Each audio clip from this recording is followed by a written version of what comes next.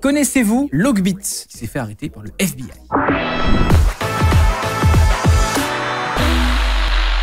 Les gens qui connaissent Logbit sont des gens qui sont abonnés à Hardis TV, les meilleures news. Abonnez-vous à Hardis TV. Il y a une vidéo quasiment tous les jours entre les shorts, les lives et les vidéos. Et on est bientôt 70 000. Alors, si vous ne connaissez pas Logbit, en gros, très rapidement, qu'est-ce que c'était? Je repasse en full cam.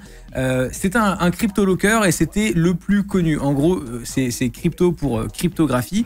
L'idée, c'est que c'est un virus informatique qui arrive sur votre machine, qui va encrypter l'entièreté de votre disque et qui vous met juste un message en disant machine encryptée par Logbit, envoyez-nous $200 de USDT ou de je sais pas quoi en crypto et on débloque votre machine. Voilà, c'est un rançongiciel, exactement, comme on dit en bon François.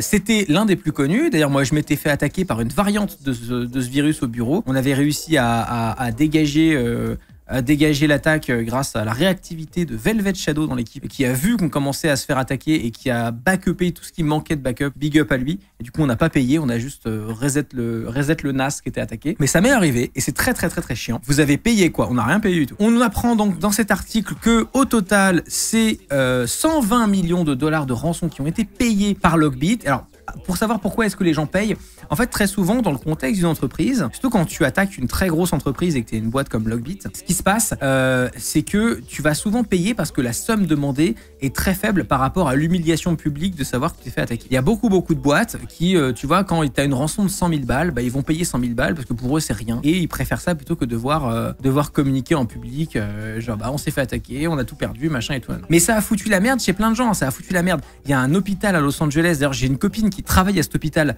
à Los Angeles qui s'est fait attaquer. Elle m'en racontait, c'était un délire. Il y a des hébergeurs web qui se sont fait attaquer et qui ont perdu les données clients. Enfin, vraiment, c'était une sale merde, ce truc. Et surtout, ils étaient organisés de manière très intéressante puisqu'ils n'étaient pas organisés comme un groupe criminel et comme on les imagine, tu sais, vraiment genre dans la nuit, dans la pénombre, très caché et tout. Ils étaient assez publics, ils avaient un site web qui était sur le dark web, sur le réseau Tor, auquel tu pouvais accéder, où tu voyais en fait sur la homepage, je vais pas vous le montrer là, mais sur la homepage, tu voyais en gros plusieurs petites boxes avec le logo de l'entreprise qui avait été attaquée et un compteur en mode si l'entreprise ne paye pas dans les 20 heures, on release en public les données de l'entreprise. Et t'avais des Sony, des machins, des trucs en mode avec un timer et tout, mais un délire, tu vois. Et surtout, ils avaient un système d'affiliés, c'est-à-dire que l'affiliation sur Internet, exactement comme Amazon Affiliate ou comme d'autres systèmes d'affiliation legit très connus, en gros, tu pouvais devenir affilié de Logbit et tu gagnais de l'argent sur chaque attaque. C'était un délire, c'était une vraie petite entreprise. Ma petite entreprise ne connaît pas la crise, si vous avez la ref, et c'était absolument délirant de voir que ils opéraient de manière assez ouverte. Dans mon ancienne boîte, on s'était pris Revel, c'était un enfer, ça nous a pris 3 mois pour repartir à 100%. Ouais, il y a plein de boîtes qui ont été attaquées et qui ont vécu un putain d'enfer avec ces merdes. Et donc là, conjointement avec tout un tas de différentes polices du monde entier, Logbit s'est fait take down. Il semblerait qu'ils aient eu un problème de configuration dans l'interface administrateur qui a permis aux policiers de rentrer complètement dans leur système. On voit ici que donc des policiers US et britanniques ont disrupté le groupe qui a fait plus de 2000 victimes et qui a pris plus de 120 millions de dollars au total. They even got the keys from seized Logbit assets to access data that was encrypted after the group's attack. Donc, ils ont même réussi à choper les clés maîtres qui permettent de décrypter gratuitement les données, ce qui est pas mal. Donc c'est la NCA et le FBI qui ont du coup pu mettre au point des stratégies de décryption qui pourront aider des centaines de victimes dans le monde à retrouver l'accès à leur système sans payer Logbit, ce qui est vachement bien. Et d'ailleurs, IC3, qui est la police du numérique aux États-Unis, a mis en place un site internet qui s'appelle Logbit Victim Reporting Form. En gros, si tu as été victime de Logbit, le FBI a mis en place ce truc-là qui permet du coup de remplir un formulaire en expliquant exactement ce que tu as été attaqué, tout machin, nanan. Et ils peuvent t'envoyer une clé de déchiffrement, du coup, ce qui est vachement pratique. Voilà, si jamais ça vous intéresse, le lien c'est logbitvictims.ic3.gov, un site officiel, et ça vous permet de choper la clé de décryption. Gardez le site de côté si jamais un jour ça vous arrive, parce que la vérole traîne encore. Mais en tout cas, maintenant, on a une clé de décryption, donc ça c'est cool. Et on a voilà, un petit communiqué de presse. Côté FBI, on va pouvoir regarder un peu ce qu'ils disent et réacter un peu à ça et voir ce qu'ils ont à dire. Auto-translate, je vais le traduire en français, ça vous allez avoir les sous-titres.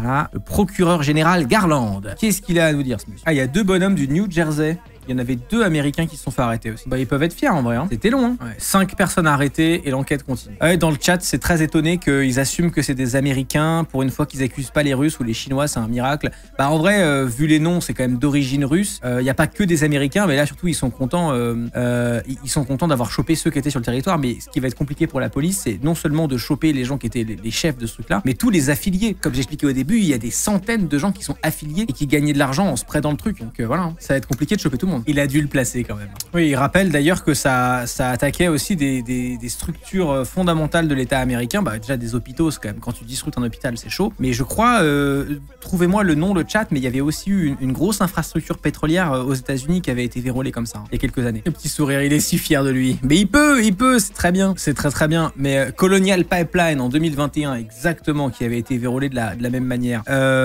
Et non, moi je trouve ça très intéressant en fait de voir des officiels comme ça parler de ce truc-là, parce que moi j'ai un peu l'impression dans un sens, j'ai un peu l'impression de vivre dans Cyberpunk, c'est-à-dire qu'on est dans un monde, ça y est, où en fait la menace entre guillemets numérique est prise autant au sérieux que de la menace physique, c'est-à-dire que c'est autant un acte d'attaque et de pas de guerre, mais presque un acte de guerre numérique que d'attaquer des infrastructures, etc. machin. Et tu peux avoir des officiels de la police qui prennent le truc au sérieux, qui prennent le truc à bras le corps et qui font des annonces face au pays, face à la population en mode voilà, on a démantelé tel truc.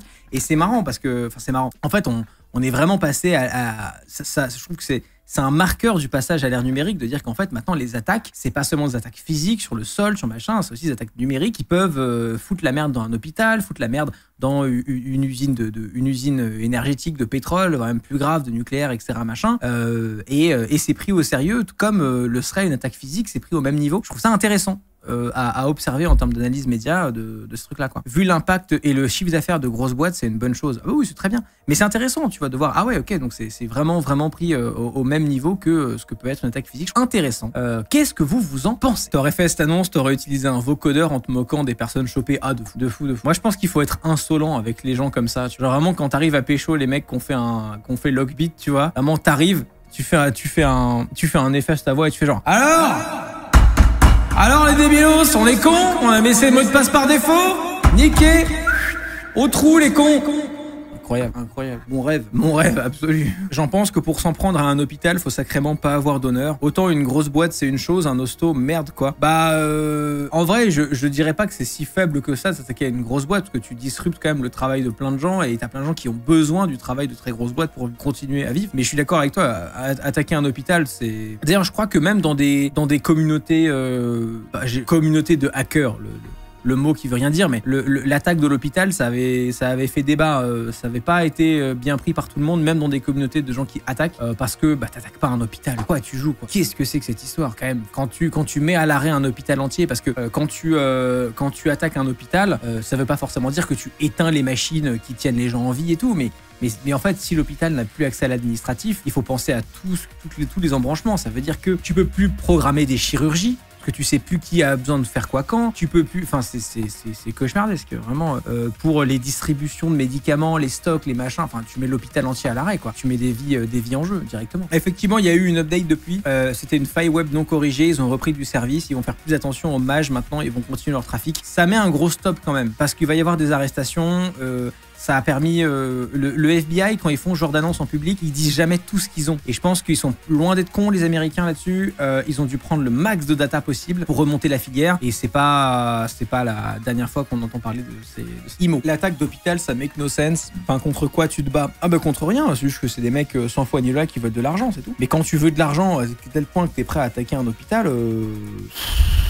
un minimum de code des pirates quoi, tu vois, genre comme les pirates en haute mer, tu vois, genre minimum quoi. Bordel, c'est quand même c'est chaud quoi. Excusez-moi. Je sais pas. Vous avez déjà été attaqué par ces machins là, vous ou pas? C'est à cause du risque qu'ils... Les hôpitaux, c'est super rentable. Ah bah j'imagine que c'est super rentable, mais je sais pas, un minimum de code d'honneur. Moi oui, mais je les ai chopés à temps, déjà eu des soucis. Mais ce qui est terrifiant, c'est que les viewers actuellement qui travaillent dans des grosses boîtes, vous êtes où? Mais souvent quand tu bosses dans des grosses boîtes, il y a des tests d'intrusion qui sont faits, où en fait tu peux automatiser des tests d'intrusion quand t'es admin système d'une grosse boîte, quand t'as l'infra. Et en gros, ils envoient des mails aux employés de la boîte pour les tester en mode est-ce que les gens cliquent ou cliquent pas pas, tu vois. En vrai, les chiffres sont catastrophiques. La plupart des gens, franchement, faut se rendre compte, la plupart des gens cliquent sur n'importe quoi. C'est vraiment, mais catastrophique. Et vraiment, on n'est pas rendu hein, sur le minimum de sécurité informatique, on n'est vraiment pas rendu. Le dernier truc comme ça, 70% de la boîte est tombée dans le panneau. Ouais. Alors après, tout le monde peut se faire avoir, faut être honnête. Même moi, je peux me faire avoir, tout le monde peut se faire avoir. Faut être super humble avec ça. Je suis le premier à dire que littéralement tout le monde peut se faire baiser, même les gens qui sont super au courant et tout, parce qu'il suffit d'un jour d'inattention et t'es foutu. Mais quand même, au global, les chiffres sont pas bons, quoi. Le vieux matos des hôpitaux sont à l'origine des problèmes. Dans les hôpitaux français, il y a des gens... Attends, parce qu'en fait, on a un stream où là, on est 500... Combien? Ouais, vous êtes 610 à regarder le stream au total. Sur 610, il y a bien des gens qui travaillent à l'hôpital ou qui connaissent quelqu'un qui travaille à l'hôpital, statistiquement. C'est comment le matos informatique dans les hôpitaux français? Thunderbolt. Quand ma boîte avait été attaquée, on a eu 3 semaines d'arrêt complet à 1 million de CA par mois à Cheese. Et 3 mois en réduit, genre ERO papier. Pendant 1 mois, retourné au papier. 2 mois, car plus de licence. La traçabilité, un enfer. Oh la vache. Windows XP, arrêtez. Vraiment. Généralement, les hôpitaux, c'est un enfer de vieilles machines.